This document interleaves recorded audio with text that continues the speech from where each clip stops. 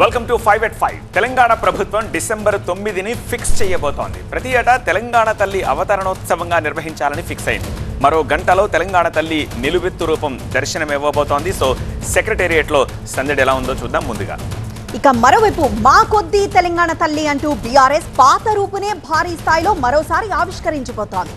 అది కూడా మేడ్చల్లో. BRS cadre అంతా బస్సులో అక్కడికి చేరుకుంది. అక్కడి పోటీ వాతావరణాన్ని చూద్దాం ఈ బులెటిన్లో. రాజ్యసభ స్థానాల నామినేషన్స్ కి రేపు డెడ్ లైన్. ఏపీలో ఖాళీ అయిన 3 స్థానాల్లో 2 కన్ఫర్మ్ అయినట్టు కనిపిస్తోంది. మిగతా ఒక్కదానిపై మాత్రం సానపడుతున్నారు. సానాని ఎందుకు అంటున్నామో తెలుసా? ఈ బులెటిన్లో ట్రాక్ చేద్దాం. మోహన్ బాబు ఇంటి చుట్టూ బౌన్సర్లే. ఒక కొడుకు విష్ణు ఇంటి దగ్గర 40 మంది బౌన్సర్లు, పోటీగా మనోజ్ ఇంటి ముందు 30 మందిని మోహరించారు. అసలు ఎందుకు ఇంత మంది బౌన్సర్లు? మోహన్ బాబు ఇంట్లో ఏం జరుగుతోంది చూద్దాం. ఫైనలీ మీరు ఒక విషయం గమనించారా? జాతీయ స్థాయిలో అదానికి లింక్ పెట్టి బీజేపీని కాంగ్రెస్ విమర్శిస్తూ ఉంటే సోరోస్ ను కాంగ్రెస్ కి లింక్ పెట్టి బీజేపీ విమర్శిస్తోంది. సో వింటర్ లో మంటలు రాజేస్తున్న ఢిల్లీ పాలిటిక్స్ మీద ఫోకస్ చేద్దాం 5 at 5.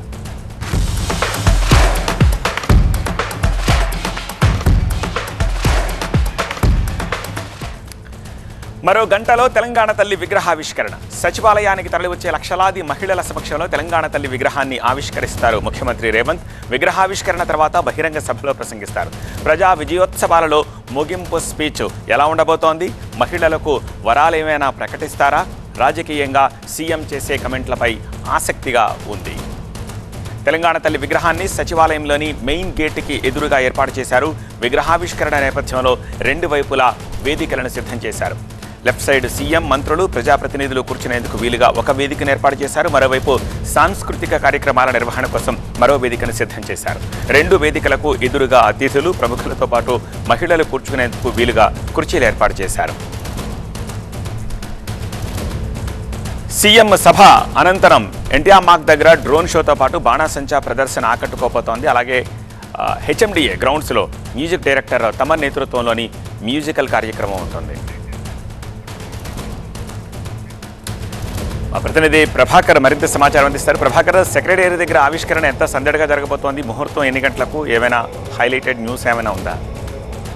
6:05 ముఖ్యమంత్రి రేవంత్ రెడ్డి విగ్రహాన్ని ఆవిష్కరించబోతున్నారు. దీనికి సంబంధించి ఇప్పటికే పూర్తి స్థాయిలో ఏర్పాట్లన్నీ కూడా కంప్లీట్ అయ్యాయి. ఇప్పటికే మహిళలు పెద్ద ఎత్తున తెలంగాణ తల్లి విగ్రహ ఆవిష్కరణకు చేరుకోబోతున్నారు. ముఖ్యమంత్రితో పాటు మంత్రులందరూ కూడా ఈ కార్యక్రమానికి హాజరు కాబోతున్నారు. పొద్దున్నే అసెంబ్లీలో సీఎం చాలా స్పష్టంగా చెప్పారు. అంతకుముందు సిఎల్పిలో కూడా ఎమ్మెల్యేలకు తన వ్యూను వివరించారు.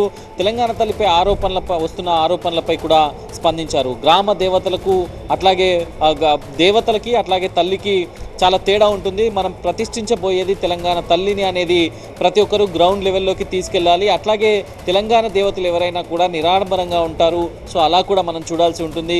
ఆ తలపై కిరీటాలు లేకుండా తెలంగాణ తల్లి సాదాసీదాగా పెట్టడమే, సామాన్య మహిళను ఉద్దేశించి మహిళను ప్రతిబింబించేలా పెట్టడమే తెలంగాణ ప్రభుత్వ లక్ష్యంగా, తెలంగాణ ప్రభుత్వ ఎజెండాగా దీన్ని తీసుకెళ్లాలని సీఎం చెప్పారు.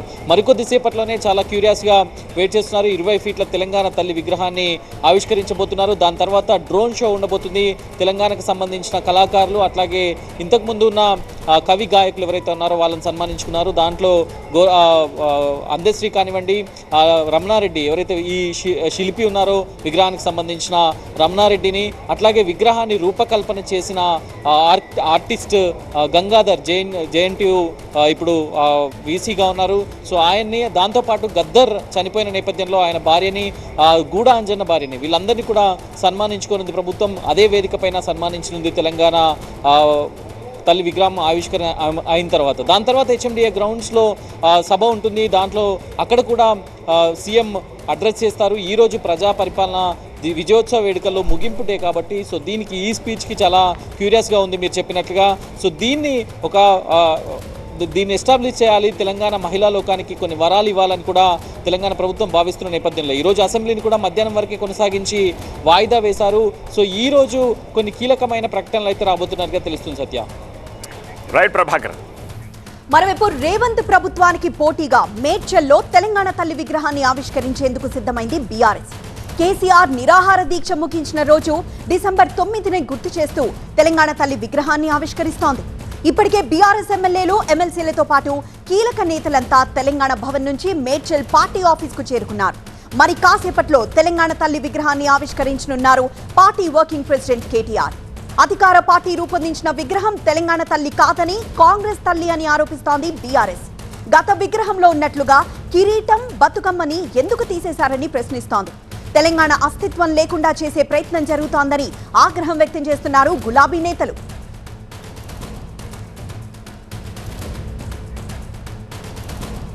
మరింత సమాచారం మా ప్రతినిధి రాకేష్ అందిస్తారు. రాకేష్, డిసెంబర్ 9ని తెలంగాణ తల్లి ఆవిష్కరణ దినోత్సవంగా కాంగ్రెస్ ప్రభుత్వం ఫిక్స్ చేస్తోంది.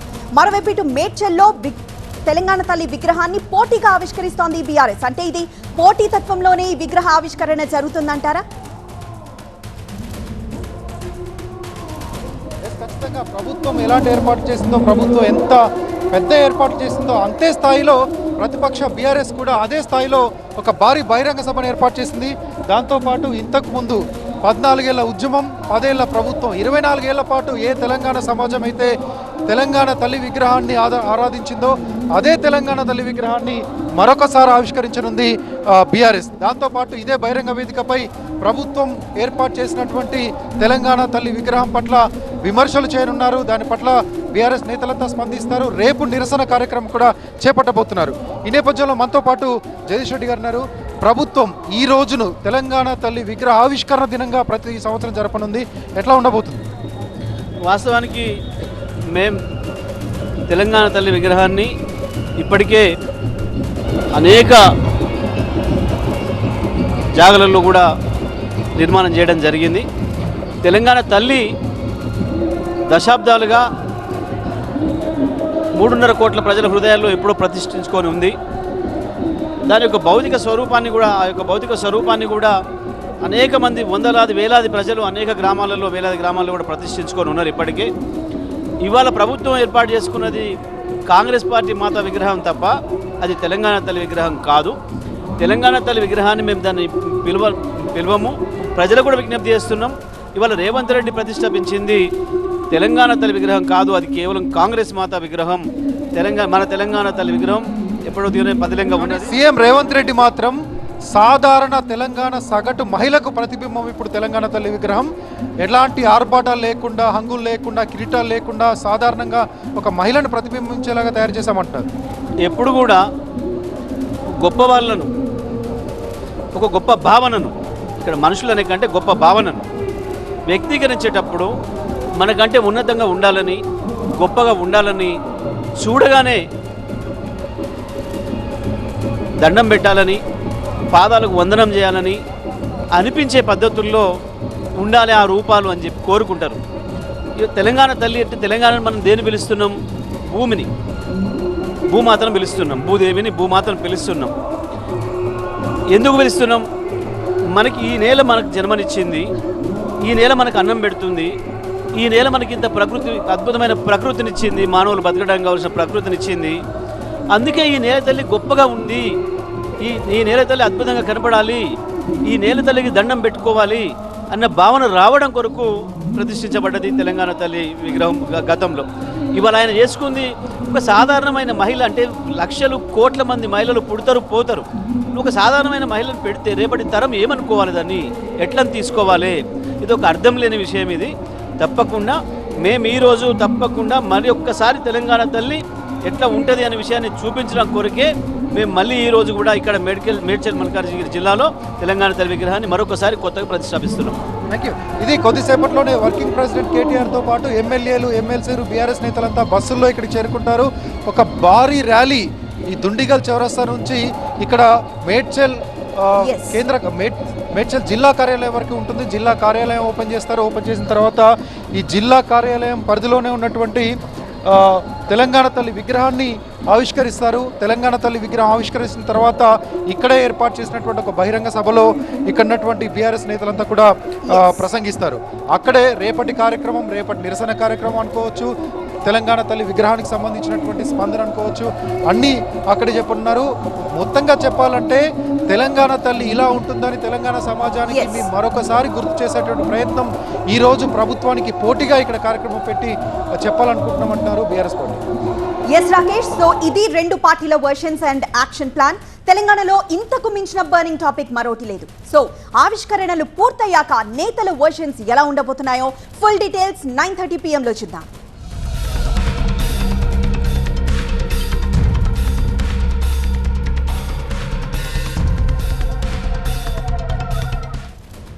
Coming to third news. Rajya Sabha ఎన్నికల నామినేషన్లకి రేపే ఆఖరి రోజు. ఇక ఏపీలో 3 సీట్ల విషయంలో రెండింటిపై ఇప్పటికే దాదాపు క్లారిటీ వచ్చేసింది. ప్రస్తుతానికి బీజేపీ టీడీపీలకి చెరో సీటు కేటాయించనున్నారు. ఆర్ కృష్ణయ్యకి అవకాశం కల్పించింది బీజేపీ. 3వ సీట్ విషయంలో మాత్రం సస్పెన్స్ కొనసాగుతోంది. ఇవాళ రాత్రికి 3వ సీట్పై కూడా క్లారిటీ వచ్చే అవకాశాలున్నాయి. ఏపీలో ఖాళీ అయిన 3 రాజ్యసభ స్థానాల్లో నామినేషన్ దాఖలుకు రేపే ఆఖరి తేదీ. అయితే అభ్యర్థుల ఎంపికపై కొంత స్పష్టత, కొంత సస్పెన్స్ అయితే కంటిన్యూ అవుతోంది. ఇప్పుడున్న సంఖ్యాబలం దృష్ట్యా 3 సీట్లు అధికార కూటమికి దక్కుతాయి. ఇందులో 2 బీజేపీకి, 1 సీట్ కన్ఫర్మ్ అయిపోయింది. అయితే ఆర్ కృష్ణయ్య సీటు ఆయనకే మళ్లీ రిజర్వ్ అయింది. కాకపోతే ఈసారి కూడా కండువా మారింది. మొన్నటిదాకా వైసీపీ సభ్యుడిగా ఉన్న ఆర్ కృష్ణయ్య ఇప్పుడు బీజేపీ కండువాతో రాజ్యసభకు వెళ్లబోతున్నారు. ఆర్ కృష్ణయ్య అభ్యర్థిత్వాన్ని ఇప్పటికే బీజేపీ ప్రకటించింది. ఇక రేపు ఉదయం 11 గంటలకి నామినేషన్ వేసేందుకు ఆయన రెడీ అయిపోయారు. ఇక బీద మస్తాన్రావు సీట్ కూడా దాదాపుగా ఖరారైనట్టు వార్తలు వస్తున్నాయి. వైసీపీకి రాజ్యసభ సభ్యత్వానికి రాజీనామా చేసి ఇటీవలే సైకిల్ పార్టీలో చేరిన ఆయన టీడీపీ తరఫున టికెట్ కన్ఫర్మ్ అయినట్టుగా తెలుస్తోంది ఆయనకి. ఇక 3వ అభ్యర్థి విషయంలో సస్పెన్స్ కొనసాగుతోంది. ఈ సీట్ రేస్లో సానా సతీష్ తో పాటు పలువురి పేర్లు పరిశీలనలో ఉన్నట్టుగా తెలుస్తోంది. సానా సతీష్ విషయంలో కూటమి పార్టీల ఏకాభిప్రాయ ప్రయత్నాలు జరుగుతున్నాయి. మరి 2 స్థానాల్లో టీడీపీ పోటీ చేస్తే జనసేనకి అవకాశం లేనట్టేనా? పూర్తి డీటెయిల్స్ మా ప్రతినిధి ఈశ్వర్ అందిస్తారు. ఈశ్వర్, 1 సీటు బీజేపీ తరఫున కృష్ణయ్యకి కన్ఫర్మ్ అయింది. 2వది టీడీపీ తరఫున బీద మస్తాన్రావు పేరు వినిపిస్తోంది. మరి 3వ సీటు ఎవరికి ఉండబోతోంది? జనసేనకి ఏమైనా దక్కే అవకాశం ఉందా?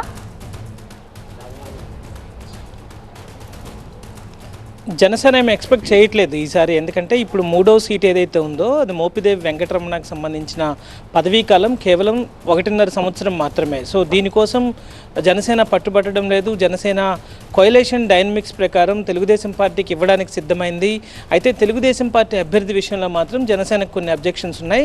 సానా సతీష్ అభ్యర్థిత్వాన్ని మాత్రం జనసేన కూడా అంత ఈజీగా యాక్సెప్ట్ చేయట్లేదు. ఇంకొకసారి పునరాలోచించాల్సిందిగా స్వయంగా ఆ పార్టీ అధినేత పవన్ కళ్యాణ్ చెప్పినట్టుగా కొన్ని స్పెక్యులేషన్స్ నడుస్తున్నాయి. అదే సమయంలో భారతీయ జనతా పార్టీ కూడా కోయలేషన్లో ఉన్న భారతీయ జనతా పార్టీ కూడా సానా సతీష్ విషయంలో ఇంకొకసారి పునరాలోచించి నిర్ణయం తీసుకోండి, ఫైనల్గా నిర్ణయం మీరే తీసుకోండి, మీరు ప్రకటించిన అభ్యర్థికి మేము మద్దతు ఇస్తాం, కానీ ఆ అభ్యర్థిత్వాన్ని మరొకసారి పరిశీలించాలంటూ చెప్పినట్టుగా వార్తలు వస్తున్నాయి. సో మొత్తానికైతే ఒక పెద్ద సస్పెన్స్గానే మారింది. ఎందుకంటే భారతీయ జనతా పార్టీ ఇప్పటికే అభ్యర్థిని ప్రకటించింది. అది కూడా చాలా అనూహ్యంగా ఆర్ కృష్ణయ్య పేరుని ప్రకటించింది. ఆంధ్రప్రదేశ్ నుంచి మొదట తెలుగుదేశం పార్టీ తెలంగాణలో ఎమ్మెల్యేగా ఉన్నారు ఆయన. ఆ తర్వాత వైసీపీకి రాజ్యసభకు నామినేట్ అయ్యారు. ఆ తర్వాత తిరిగి మళ్ళీ బీజేపీ కండువాతో రేపు నామినేషన్ అయిపోతున్నారు. అది చాలా షాకింగ్. అది కూడా ఒకవైపు. మరొక వైపు థర్డ్ సంబంధించి బేదా మస్తాన్రావు అయితే ఆల్మోస్ట్ కన్ఫర్మ్ అయింది. ఆయన నామినేషన్ పేపర్స్ కూడా ఇప్పటికే ఇక్కడికి అసెంబ్లీకి చేర్చారు. రేపు ఉదయం కేవలం ఆయన లాంఛనంగా వచ్చి నామినేషన్ వేయబోతున్నారు. అది కూడా పూర్తిగా అధికారికంగా ప్రకటించాల్సింది, కానీ అది కూడా అయిపోయినట్టే. ఇక 3వ స్థానం మీదే పెద్ద ఎత్తున చర్చ నడుస్తోంది. ఇటీవల కాలంలో యనమల రామకృష్ణుడు, టీడీపీకి సీనియర్ నేతగా ఉన్న యనమల రామకృష్ణుడు ముఖ్యమంత్రికి ఒక లేఖ రాశారు. కాకినాడ పోర్టులో కావచ్చు, కాకినాడ సెజ్లో అక్కడ ఉన్న బీసీలకు సంబంధించిన భూములన్నీ లాక్కుని కొంతమంది కేవీ చౌదరి కావచ్చు, కేవీ రావు లాంటి వాళ్ళు కావచ్చు, లేకపోతే దివీస్ లాంటి వాళ్ళు కావచ్చు, భారీ ఎత్తున అక్కడ బీసీలకు అన్యాయం చేశారు అని ఒక లెటర్ రాశారు. ఆ లెటర్ ఇప్పుడు తాజాగా రాజ్యసభ ఎన్నికల నేపథ్యంలో సంచలనంగా మారబోతోంది. సో బీసీలకు అన్యాయం జరిగింది కాబట్టి న్యాయం చేయాల్సిందిగా, తన పేరుని ప్రతిపాదించాల్సిందిగా, తన పేరుని పరిశీలించాల్సిందిగా ఉద్దేశంతో ఆ లెటర్ ఏమన్నా ఆయన రాశారా అన్న పొలిటికల్ స్పెక్యులేషన్ ఒకటి తాజాగా బ్రేక్ అవుతోంది. సో ఈ నేపథ్యంలో యనమల రామకృష్ణుడు కూడా సానా సతీష్కి ప్యారలల్గా కంటెండర్గా మారారు. ఇట్లాంటి పరిస్థితుల్లో యనమల రామకృష్ణుడితో కూడా తెలుగుదేశం పార్టీ అభ్యర్థిత్వ అధినాయకత్వం మాట్లాడాల్సిన నేపథ్యం కనిపిస్తోంది. ఎందుకంటే యనమల రామకృష్ణుడు రాసిన తాజా లేఖ కూడా సంచలనం సృష్టిస్తోంది, ప్రకంపనలు సృష్టిస్తోంది. అక్కడ తీసుకున్న సెజ్లో భూములు బీసీలకు సంబంధించినవి. ఆ బీసీల భూముల్ని అప్పర్ క్యాస్ట్ వాళ్ళు లాగేసుకున్నారు. సో అక్కడ బీసీలకు అన్యాయం జరిగిందని చెప్పి ఆయన సడన్గా ఒక లేఖ రాశారు. దాని వెనకాల ఏదైనా అధికార పార్టీకి సంబంధించిన అధిష్టానం ఏదైనా వ్యూహాత్మకంగా లెటర్ రాయించిందా, లేకపోతే ఇంకేమైనా దాంట్లో మెలికలు ఉన్నాయా అన్న ఒక విశ్లేషణ అయితే రాజకీయ వర్గాల్లో ప్రస్తుతం విస్తృతంగా జరుగుతుంది. ఎందుకంటే రాజ్యసభ ఎన్నికలకి సరిగ్గా నామినేషన్ చివరి రోజుకి 2 రోజుల ముందు యనమల రామకృష్ణుడు రాసిన లేఖతో ఆయన అభ్యర్థిత్వం కూడా రాజ్యసభకి పరిశీలించాలని ఆయన అధిష్టానం అటెన్షన్ ఆయన ఏమైనా కోరుతున్నారా అన్న ఒక స్పెక్యులేషన్ కూడా నడుస్తుంది. ఈ నేపథ్యంలో సానా సతీష్ అభ్యర్థిత్వం పైన Right. దాదాపుగా ఖరారయ్యే అవకాశాలు ఉన్నప్పటికీ కూడా చివరి నిమిషంలో యనమల రామకృష్ణుడు కావచ్చు, అశోక్ గజపతిరాజు కావచ్చు, గల్లా జయదేవ్ కావచ్చు, ఇట్లాంటి పేర్లు ఒక్కసారిగా పరిశీలనకు వస్తున్న నేపథ్యంలో మరి కాసేపట్లోనే దానికి సంబంధించిన జాబితా విడుదల కాబోతుంది. 2 అధికారికంగా పేర్లని తెలుగుదేశం పార్టీ అధికారికంగా మరి కాసేపట్లో ప్రకటించే అవకాశం ఉంది. సో ఈ నేపథ్యంలో అయితే ఆ సస్పెన్స్ ఎక్కువగా కొనసాగుతున్న నేపథ్యం కనిపిస్తుంది. Right, thank you Eshwar. Manchu వారింట్లో గొడవల మంటలు రేగుతున్నాయి. మోహన్ బాబు కుమారులు మంచు విష్ణు, మంచు మనోజ్ మధ్య గొడవలు ముదిరాయి. మోహన్ బాబు ఇంటి చుట్టూ విష్ణు 40 మంది బౌన్సర్లను పెడితే మనోజ్ 30 మంది బౌన్సర్స్ ని దింపాడు. దుబాయ్ నుండి హైదరాబాద్ చేరుకున్న విష్ణు కాసేపట్లో మోహన్ బాబు ఇంటికి వెళ్లనున్నారు. మంచు మనోజ్ ఇంటికి వెళ్లిన Vishnu business partner Vijay CCTV hard disk తీసుకెళ్లినట్టుగా సమాచారం. మరోవైపు మనోజ్ ఇంటిపై విష్ణు నిఘా పెట్టారని ఆయన అనుచరులు ఆరోపిస్తున్నారు. నిన్న మంచు మనోజ్ గాయాల పాలయ్యారు. అయితే మనోజ్ని ఎవరు కొట్టారు, ఎందుకు కొట్టారు అన్నది బయటికి రాలేదు. మెడికల్ లీగల్ రిపోర్ట్లో మంచు మనోజ్ ఒంటిపై గాయాలున్నట్టుగా తేల్చారు వైద్యులు. వెన్నుముక, మెడపైన గాయాలున్నట్లుగా రిపోర్ట్ ఇచ్చారు. మంచు లక్ష్మి ఇప్పటికే మనోజ్ ఇంటికి వెళ్లారు, ఆయన్ని పరామర్శించారు. ఆస్తుల పంపకాల సందర్భంగా మంచు వారింట్లో గొడవలు జరిగాయన్న వార్తల్ని మోహన్ బాబు కొట్టిపారేస్తున్నారు. మంచు విష్ణుకు, మంచు మనోజ్కు మధ్య గతంలో కూడా గొడవలు జరిగాయి. అన్నదమ్ముల సవాళ్లు అప్పట్లో చర్చనీయాంశమయ్యాయి. ఇప్పుడు అన్నదమ్ములు ఇద్దరు పోటీ పడి బౌన్సర్లను తెచ్చుకోవడంతో అసలు మంచు ఇంట్లో మంటలకి కారణం ఏంటి అనేది టాలీవుడ్ లో హాట్ టాపిక్ గా మారింది. ఎందుకు ఇద్దరు మోహన్ బాబు ఇంటి వద్ద అంతమంది బౌన్సర్లను పెట్టారు? వివరాలు అందించడానికి మా ప్రతినిధి రంజిత్ సిద్ధంగా ఉన్నారు. రంజిత్, విష్ణు గానీ లేదా మనోజ్ కానీ వాళ్ళ ఫ్యాన్స్ లో గందరగోళం ఏర్పడుతుంది, వీళ్ళ ఫ్యామిలీలో ఏం జరుగుతుంది అని. సో క్లారిటీ ఇచ్చే అవకాశం లేదా, వాళ్ళు బయటకు వచ్చి మాట్లాడే అవకాశం ఏమైనా కనిపిస్తుందా?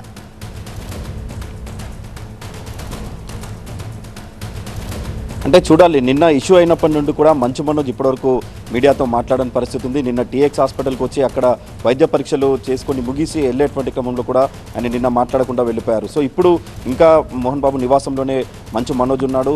మరోవైపు మంచు విష్ణు దుబాయ్ నుండి కూడా హైదరాబాద్ చేరుకున్నారు.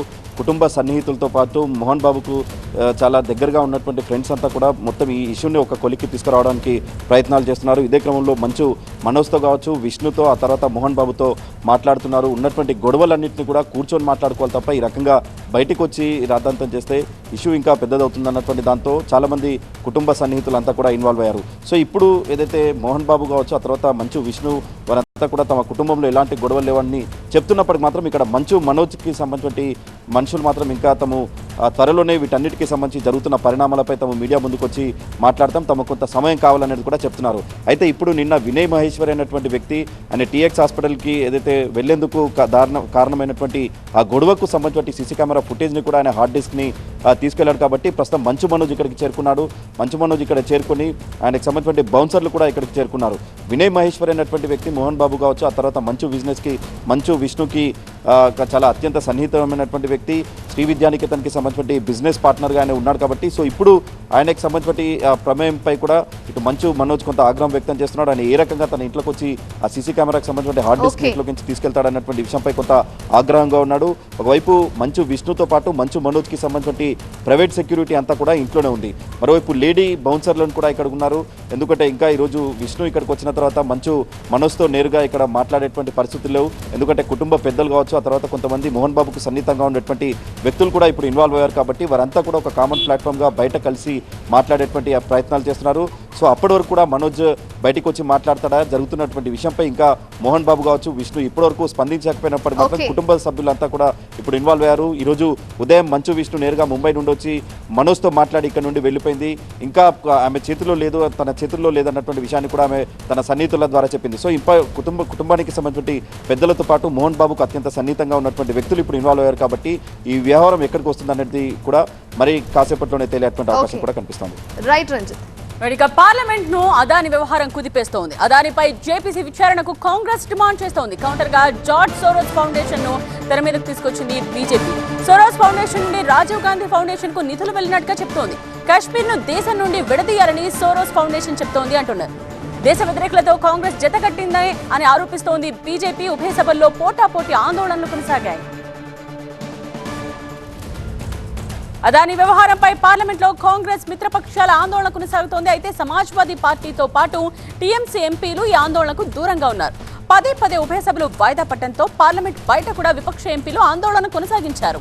అదానీ మోదీ ఒక్కటేనంటూ కాంగ్రెస్ ఎంపీలు నినాదాలు చేశారు. మోదీ అదానీ మాస్కులు ధరించి వినూత్న రీతిలో నిరసన తెలిపారు.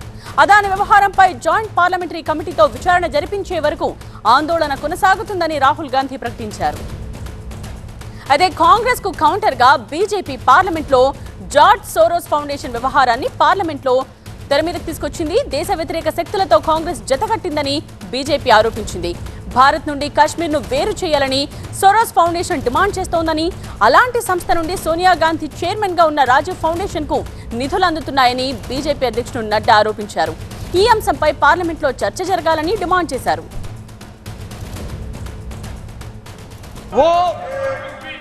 जहां कश्मीर को सेपरेट एंटिटी के रूप में देखता है, वहीं उसका financing support system Rajiv Gandhi foundation से भी जुड़ता है।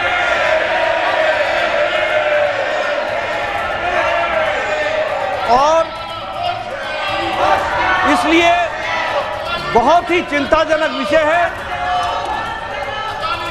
ये भारत की छवि को धूमिल करता है, हमारी सिक्योरिटी सिस्टम को पर प्रश्न खड़ा करता है। మరోవైపు విపక్షాల ఆందోళనతో ఉభయ సభలు రేపటికి వాయిదా పడ్డాయి. రాజ్యసభ చైర్మన్ జగదీప్ ధన్కర్ పై అవిశ్వాస తీర్మానం పెట్టాలన్న ఆలోచనతో ఇండీ కూటమి ఉంది. అవిశ్వాస తీర్మానంపై కాంగ్రెస్, టీఎంసీ, సమాజ్వాదీ పార్టీ ఎంపీలు కూడా సంతకాలు చేశారు. ఇదే విషయానికి సంబంధించిన కంప్లీట్ డీటెయిల్స్ అందించడానికి అసోసియేటెడ్ మహాత్మా సిద్ధంగా ఉన్నారు లైవ్ లోనే. మహాత్మా, అదానీ విషయాన్ని కాంగ్రెస్ ఎప్పటి నుండో లేవనెత్తుతోంది. అయితే ఇప్పుడు కొత్తగా సోనియాకు సోరోస్ నుండి నిధులే మనకు కొత్తగా అనిపిస్తోంది, వినిపిస్తోంది. సో ఈ ఆరోపణల నుండి కాంగ్రెస్ ఎలా తప్పించుకుంటుంది? ఆ పార్టీ నేతలు అసలు ఏం చెప్తున్నారు? కాంగ్రెస్ నేతలైతే బీజేపీ చేస్తున్న ఆరోపణలను తిప్పికొడుతున్నారు. తమ కుటుంబం అంటే కాంగ్రెస్, గాంధీ, నెహ్రూ కుటుంబం దేశం కోసం ప్రాణత్యాగాలు చేసిన కుటుంబం. అటువంటి కుటుంబం నుంచి వచ్చిన నేతలు ఎన్నటికీ కూడా దేశద్రోహానికి, దేశ వ్యతిరేక చర్యలకు పాల్పడే అవకాశమే ఉండదు. అసలు అలా పాల్పడరు. నిజానికి దేశానికి నష్టం కలిగించేలా వ్యవహరిస్తున్నది భారతీయ జనతా పార్టీనే అంటూ వారంతా కూడా ఆరోపిస్తున్నారు. అదానీ చేతిలో మొత్తం దేశ వనరులన్నిటినీ కూడా కట్టబెట్టారు, ఆయనకు అప్పజెప్పారు. తద్వారా దేశానికి నష్టం కలిగిస్తూ దేశానికి ద్రోహానికి పాల్పడుతున్నది బీజేపీ అండ్ ప్రధానమంత్రి నరేంద్ర మోదీ అన్నది కాంగ్రెస్ వైపు నుంచి వస్తున్న కౌంటర్. అయితే మొత్తం వ్యవహారాన్ని మనం ఒకసారి పరిశీలిస్తే గనక ఈ పార్లమెంటు శీతాకాల సమావేశాలు ప్రారంభమైనప్పటి నుంచి అదానీ వ్యవహారాన్ని మాత్రమే పట్టుకుని కాంగ్రెస్ ప్రతిరోజు ఆందోళన చేస్తుంది. మొదటి వారం అంతా సభ లోపల ఆందోళన చేయడంతో సభా కార్యక్రమాలకు అంతరాయం కలిగించడం కారణంగా ఆ వారం అసలు ఎటువంటి కార్యకలాపాలు జరగకుండానే వాయిదాల పర్వంతో సభ అంతా కూడా గందరగోళంగా మారిపోయింది. ఇక రెండో వారం వచ్చేసరికి వారు చెప్పదలుచుకున్నది సభ లోపల నుంచి బయటకు వెళ్ళట్లేదు కాబట్టి సభ వెలుపల ఆందోళన చేయాలని చెప్పి కాంగ్రెస్ నిర్ణయించుకుంది. ఆ ప్రకారం ప్రతిరోజు సభ వెలుపల ఎంపీలంతా కూడా సమావేశమై కాంగ్రెస్తో పాటు దాని మిత్రపక్షాలు సమావేశమై ఈ అదానీ వ్యవహారం మీద ప్లకార్డులు పట్టుకుని నిరసనలు తెలియజేయడం ఇదంతా చేస్తూ వచ్చారు. అయితే ఇదంతా కూడా ఒక హిడెన్ ఎజెండా ప్రకారమే జరుగుతుంది. ఈ జార్జ్ సోరోస్ ఏర్పాటు చేసిన OCCRP, organised crime and corruption reporting project అని ఒక సంస్థ ఉంది. ఆ సంస్థ భారత వ్యతిరేక కథనాలను వెలువరిస్తూ ఉంది. వాటిని ఆధారంగా చేసుకుని కాంగ్రెస్ ఈ ఆందోళనకు పాల్పడుతుంది. ఇదంతా ఒక హిడెన్ ఎజెండాలో భాగంగా జరుగుతుంది. ఆ జార్జ్ సోరోస్ సంస్థ నుంచి రాజీవ్ గాంధీ ఫౌండేషన్కి నిధులు కూడా వచ్చాయి అంటూ బీజేపీ నేతలు ఈ కాంగ్రెస్ చర్యల్ని తిప్పికొట్టే ప్రయత్నాలు చేస్తున్నారు. మొత్తంగా ఆరోపణలు ప్రత్యారోపణలతోటే ఇవాల్టి సమావేశాలు కూడా ఎటువంటి సభా కార్యక్రమాలు జరగకుండానే వాయిదాలు పడ్డాయి. రైట్ మహాత్మా, ఇది 5 at 5 బ్రేక్ తరువాత స్టోరీ గేట్ చూస్తూనే ఉండండి టీవీ9.